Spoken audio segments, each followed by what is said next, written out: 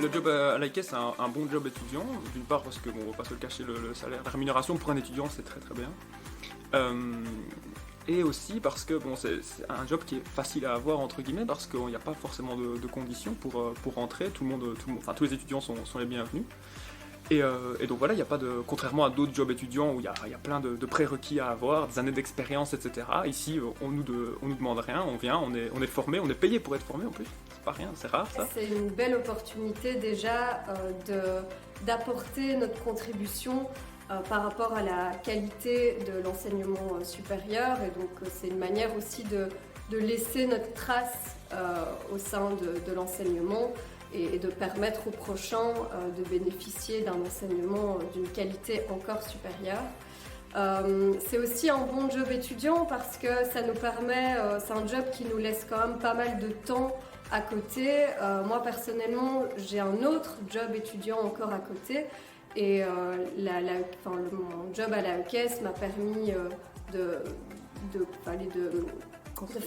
concilier ces deux jobs en même temps. C'est très très valorisant personnellement en tout cas. Après on peut se dire, voilà, même pour nous-mêmes, on se dit bon, je fais partie de la caisse, c'est pas rien, c'est cool. Ça donne une confiance en soi importante et je pense que rien que pour ça, il faudrait que beaucoup d'étudiants le fassent.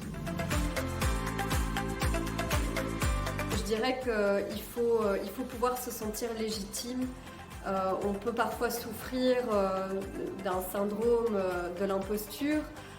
Du fait à nouveau qu'on se retrouve dans une équipe qui a une expérience professionnelle beaucoup plus large que la nôtre et encore une fois c'est normal, mais il faut bien se rappeler que notre statut d'expert étudiant dans les comités, il a tout son sens et si la EQS propose à des étudiants de rejoindre les comités, c'est bien parce que c'est un point de vue qui est nécessaire. La EQS nous permet de développer toute une série de compétences qui nous seront utiles autant dans notre vie, de tous les jours, dans notre vie de citoyen, mais aussi dans notre vie professionnelle. Donc ça m'a permis de développer une certaine rigueur, surtout au moment des préparations. J'ai vraiment compris l'importance de travailler de manière précise, critique. Au niveau personnel, c'est clairement la confiance en soi. Parce qu'honnêtement, j'étais pas forcément quelqu'un qui avait cette grande confiance et donc justement ce stress au départ. Et puis le fait d'être considéré d'égal à égal avec les autres membres du comité, d'avoir une place importante, de pouvoir donner son avis face à des établissemement universitaires qui sont parfois de d'autres écoles, etc., qui sont assez imposants. Au niveau personnel, c'est la confiance en soi qui est clairement boostée. C'est une très belle expérience à ce niveau-là. Ça m'a aussi permis de développer ce que j'appelle une capacité d'écoute active. Parce qu'en entretien, il faut toujours se concentrer pour retirer de nouveau le meilleur de ce qui est dit. Et surtout, donc, il faut en même temps écouter ce que les intervenants nous racontent sur les dossiers, mais il faut en même temps analyser ce qu'ils disent pour garder toujours en vue cet aspect critique du job.